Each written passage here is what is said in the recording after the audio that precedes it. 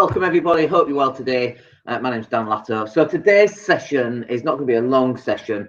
You may notice my voice is a little bit different and I've got this dreadful cough, a tightness in my chest, and obviously it's man flu. So lucky to be alive. I don't get it often, but when I do get ill, it just knocks me for six. But it led me to thinking about income and cash flow and all of that kind of thing, because when I woke up this morning, I wasn't feeling overly great. And I was like, you know what? I'm just going to have a duvet day. I logged into my bank account. I saw money coming into the account from tenants overnight, so that was nice. I checked my emails. I saw leads coming in and sales coming in. So we made three sales for our online training, which was nice. And then we got a lead coming in for our £6,000 training, so that was nice. And it got me to thinking about this idea of creating something that can generate cash flow every single month for the rest of your life, ideally. And obviously I've been doing that for the last 20 years with property. So I'm 47 now. I bought my first house in 96, I think it was. Was that right? It's 24 years, that can't be right. Must have been year 2000, 1999, year 2000. And when I started buying property, the idea around buying buy-to-let property was to generate £150 a month. I mean, in my mind, I was thinking, if I had 10 of those, that's £1,500 every single month. I didn't have kids then. I could retire on £1,500 a month. So my goal and my target was to head towards earning that amount of money and buying that number of property. And I got there fairly quickly within the first 4 years. And then I moved also from £15,000 a year to £100,000 through my job, going for job after job after job. I'd get one job and I'd start looking for the next job. And I moved very, very quickly. And all the money that I earned from that job basically went into buy-to-let and property and all of that kind of thing. So when people say to me, well, not a good time to invest right now, is it? And I say, what do you mean? What do you mean it's not a good time to invest? Well, it's not a good time, is it? The market's down, or the market's up, or the market's sideways, or there's Brexit, or there's a Labour government, or there's a Tory government, oh, Boris Johnson's just got in, or Theresa May, or Tony Blair, nearly call him Lionel Blair. Tony Blair's in, and Gordon Brown's coming. Oh, he's going to stop buy-to-let. All this stuff, all these reasons as to why you shouldn't be investing in property. And when I look back over the last 20 years, and the same people that are going, oh, we shouldn't be investing in property, they had to get up and go to work today. I'm not feeling overly well. I'm having a duvet day. I'm watching right now, literally, I press pause. I'm in the middle of watching Gravity with Sandra Bullock. I wanted a bit of sci-fi, don't feel overly well. I had a coaching call this morning, got this to do, and then literally that's it. That's my entire day. And the whole reason why I can afford to do that is that property is generating cash flow on a monthly basis. And so when I checked my bank account this morning, up to around the 19th or 20th, we've got some big transactions that go out around this time. And when I was looking in the bank account, and I was looking at, actually, this is the first time in a long time we've had a certain amount of money available after everything goes out, and like a good chunk of money. And it, by this time, this is like a milestone for me. 19th or 20th, I like to see where I'm up to cash flow wise, and we're up. It was better than last month, and last month was better than the month before, and the month before was better than that. We got a tenant moving out in 2 weeks. They pay $850. We just put that up to $895, and we'll get $895. I'm actually thinking that might be a little bit too cheap, and maybe $950. But we'll go for $895. It's an extra 50 quid. It's an extra 5%, more or less. Slightly more, but it's gone up an extra 5 or 6%. We'll go with that. But if I'd not have made that decision 20 years ago, I wouldn't be able to do what I'm doing right now. I wouldn't be able to spend my time doing what I enjoy, creating training, helping other people get financially free. I'd have to get up and go to work and have a proper job. And I'm so grateful for the fact that I started investing, and I had the nous, I think that's a word. I had the intelligence back then to go, do you know what? I'm going to start investing in property. Even though everybody, literally everybody told me not to. Well, good luck. Don't want to do that. Ooh, you don't want to do that. Oof, my mate did that. Oof. And it's like, well, where are those guys today? They have to get up and go to work. It's a Wednesday. I don't want to work on a Wednesday. I want to just watch Gravity. Why can't I just watch Gravity and just deal with everything else another time when I decide to deal with it? And that's exactly how my life is. And the only reason life is like that is because we've got cash flow that comes in from property. So when is a good time to invest in property? Well, 20 years ago. I'm sure you've heard the saying, best time to plant a tree was 20 years ago, and the second best time is now. Now is the best time to get yourself into buy to let. I mean, it doesn't matter when you're actually watching this video. You could have been watching this video any point in the last 20 years. And you could have said, well, Dan, it wasn't so good in 2008. There was a crash in all property prices. I would have been happy buying 2008. And by the way, when I went through my portfolio, we bought a lot of property in 2006, 7, and 8. We bought a number of properties per year, and then it dropped off. Okay, like, you know, the 140 grand property that I bought was then worth 120. Oh no! Oh, the world is over. Oh no! Oh, how about we just let the cash flow pay for it, and let's see what happens over the next 10 years. Here we are, 2020. That house is worth 210. It is Leeds based. We bought for 145, I think it was. It's now worth 210. And yeah, the prices are dipped, and oh, there's panic. Who cares? Nobody cares, because we're cash flow investors. Our reason for being is generating monthly cash flow. Because guess what? My mobile phone bill is a monthly phone bill. I don't pay for that all up front in one go. I pay it monthly. We pay rent on our villa where we live right now. Well, guess what? We pay monthly. We pay petrol on cars. We pay that whenever it needs petrol going in, but it gets reset every single month. And this is the whole point. We are monthly beings. We don't need £1 million equity. It's nice if you got it, but you don't need it. You just need £5,000 to £10,000 every single month coming in, regardless. You need a buffer in there as well in case it doesn't come in.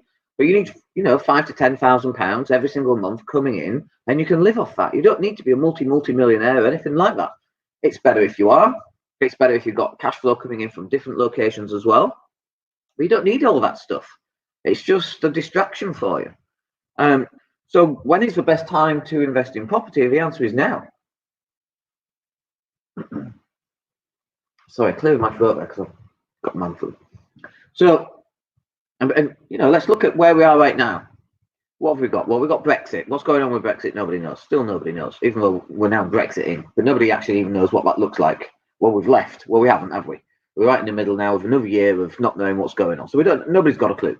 And if you think you've got a clue, you don't know what you're talking about. So Brexit, we don't know what's going on there. Immigration, we don't know what's going on there. House builders, don't know what they're doing. Like, nobody knows what's going on. Nobody has a bloody clue what's going on. So why are you making decisions based on what's going on out there when you should be making decisions based on what's going on in here? It doesn't make any sense to me. Now is the time to start buying property. Well, if property prices drop 50%, you know, if I buy a £400,000 place and it's now only worth 200 grand, I've lost 200 grand. No, you haven't. Why have you lost 200 grand? Well, if I sell it, are you going to sell it? No. Shut up then. You've not lost it, have you? You've only made a loss if you have to sell the asset for some reason. If you don't have to sell it, you just wait, and it might be 20 years, but it goes back. You can sell it then. In the meantime, oh no, you're gonna have to make do with making a couple of £100 a month off it. £500, £1,000, depends if it's a HMO and all that kind of thing. What's the big deal? I don't understand. Oh well, property prices are going to drop in the next 10 years. Oh yes. Property prices are going to drop by 90%. Great, I'll buy another 100. If property prices are dropping 90% in the next 10 years, brilliant. I'm going to save up loads and loads of money, and in 10 years' time, that £400,000 house, I'm going to have it for what, 40 grand? Whoopee! Awesome. I'm going to buy 100 of them at that price. Oh well, yeah, it doesn't work like that. What do you mean it doesn't work like that? What the hell do you know? How many properties have you got? Oh, I don't have any, but I read the Guardian or the Telegraph or the Times or the FTSE, the Financial Times. I know what I'm doing because I read the Financial Times. And it's like, mofo, the guys writing the Financial Times don't know what's going on. That's why they have to write for the Financial Times. They have to be paid a salary as a journalist to write for the Financial Times because they ain't got their shit together. I tell you one good thing about man flu is that little gene is switched off. You know that little gene that like stops you ranting in public? I think mostly it's switched off for me anyway, but in particular, it's like these guys who work for the Financial Times. This is money at the Daily Mail. Oh, how much do you know about money? Oh, I know loads. You do? Yeah. So why are you in a job then, earning 25 grand a year? Oh, it's because I know loads about money. Well, you clearly don't. If you need to get a job for 25 grand a year, it's £2,000 a month. Then you're going to lose 20% in tax, 30% when you take into account. You're going to lose a third of that anyway. I mean, you get excited about having £1,000 a year pay rise, 5% pay rise, when inflation's 3%. So now you're on to 2%. You bought yourself a new car for £100 a month. Are you crazy? Do you know what I mean? These guys are literally crazy. They are off their rocker. And yet we celebrate these people as being, oh, they know what they're doing. Well, yeah, they've got a job to earn money. How about you take your advice from someone who's already retired, who's making money from cash flow, from assets that generate monthly cash flow? That's where you need to start listening, not reading the Financial Times. What a waste of time is reading the Financial Times. It might be interesting reading what the CEO of Marks and Spencer's is thinking if you're buying into stocks and shares. I've got stocks and shares, for example, 2 companies. One is Tesla. I look at what Tesla's doing, and I look at what Elon Musk, the alien from another planet, is doing. I like to know what they're doing. What's going on with his Tesla? Not a Cybertruck, but his articulated lorry. What's going on with that? That's a game changer. Like I can talk about that. Do you even know why that's a game changer? Well, no, but Tesla, he's not been in cars very long, has he? And it's like, dude, neither had Apple with the iPhone. And look at what happened there. They changed an industry almost overnight. And Steve Ballmer from Microsoft was laughing in that interview. What? A phone with no keypad? And then Microsoft got wiped out by Apple and their iPhone device. So you need to start following the people who are actually doing the thing that you want to be doing. Follow the people who are into property. Why are you into property? What is it about cash flow that interests you so much? Why are you not bothered about capital appreciation? Because I know people, in fact, Morgan's in Leeds. I wrote an article in the Yorkshire Post going back 15 years ago. I'm reading this article. I'm like, Jonathan Morgan's a muppet anyway. I've always thought Jonathan's a muppet. If you're watching this, Jonathan, you're a muppet. Just so you know. And the tricks that you pulled, oh, we've lost the keys. Have you now? Funny that. Honestly, grow up. He wrote an article talking about capital appreciation, about how important it is and how it's more important than cash flow. You're an idiot. How is Morgan's doing? You still having to work there? You're an idiot, mate. You have been an idiot for 20 years. How about you start generating cash flow so you never have to work again, and you put several layers of management in place so you never have to work again? That's how you do it. Oh, no, you don't want to do that. You want to be buying into capital appreciation. A load of rubbish. The conversation I had with a client going back about 5 years ago, they had all this money available in their London property, and I'm like, sell your property, buy cash flow generating properties for cash, so there's no problems with Section 24, all of that kind of thing.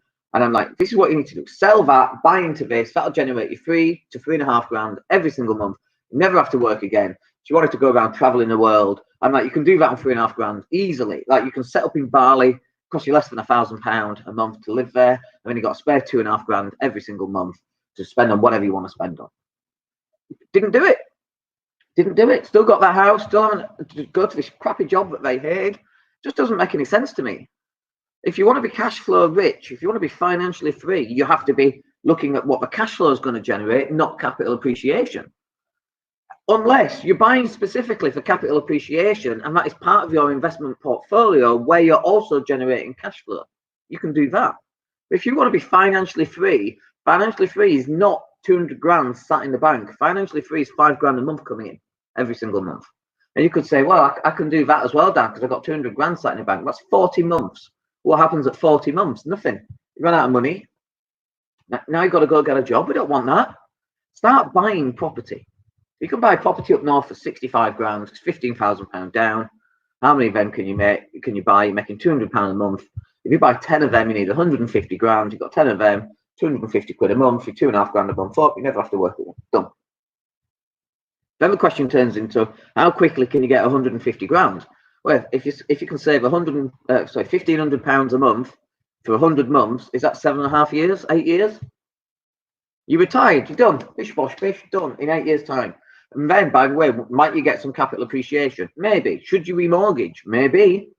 That's how I did it. But would I do it now? I've not refinanced anything for years. I've got no intention of refinancing anything. The only thing I'm going to do on property is pay that stuff off, because that's where I'm up to right now. That's what I want in my life. I don't want to be having kryptonite around my neck, which are mortgages, which on the Bank of England say so, interest rates go up to 10%. I know it screws everybody, but it screws me too. I don't want to be screwed by that. So my job now is to actually pay that debt down. And I was just thinking in the shower this morning, do I buy more for cash? Do I buy more with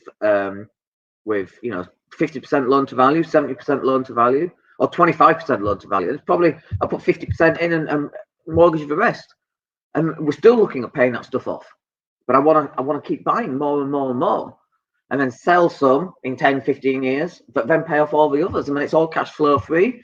Put it into a trust, so it's a tax-free wrapper. It's not tax-free, but it's the profits from it can be held within the trust. Anyway, let's not go into trust now. But it's not tax-free. You have to pay some money on the trust. But you can pass that down onto your children from an inheritance tax point of view. There's all sorts of crazy stuff that you can do.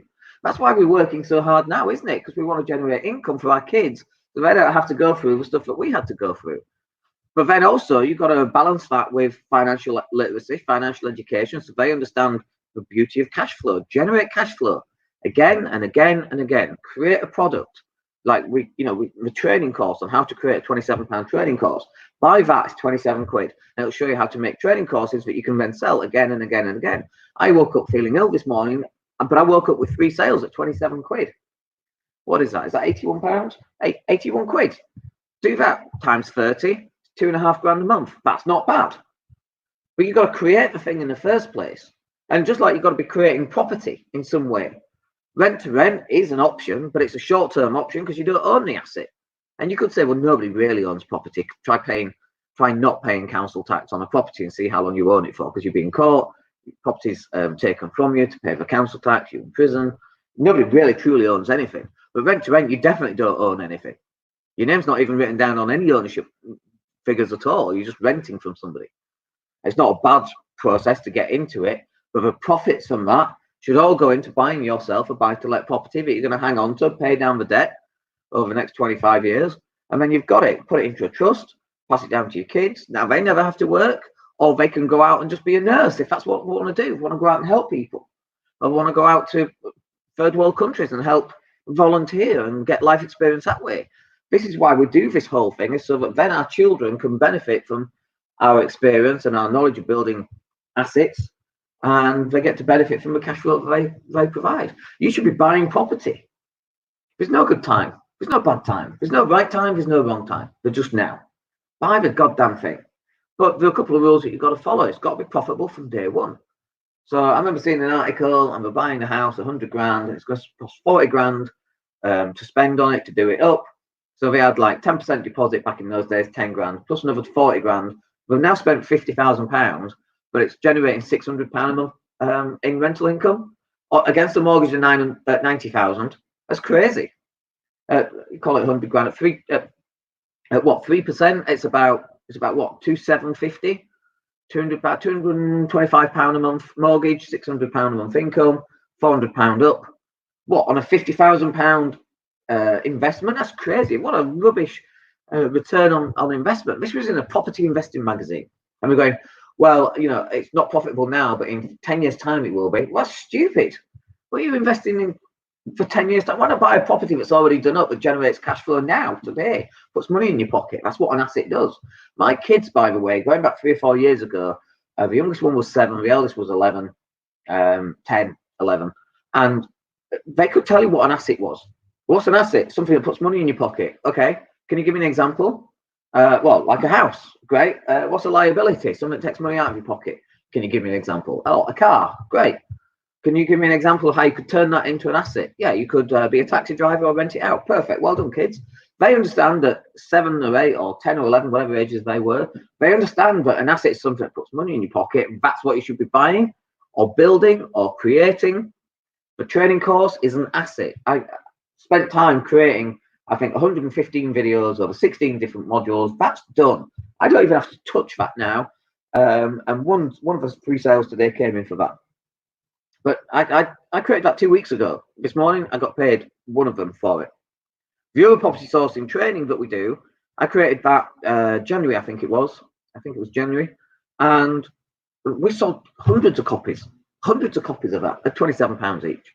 But think about that. I created it once. It took time to organize and create and record and set it all up and then launch it and all the rest of it. But money just comes in. That's the whole point of generating or creating an asset that generates cash flow, just like property does. The only difference between the two, there's a couple of differences, but the big difference is you need 15, 20, 30, 40,000 pounds to get yourself into a deal. But now is the time to get yourself into that deal. Coming up to 20 minutes, lasted longer than I thought I would there with this voice of mine, but we're going to call it there. Hope that's useful. We're live on Friday in the Mindset and Hustle show. Come and join me for that, and we'll speak to you on Friday. Have a good one, folks. Take care.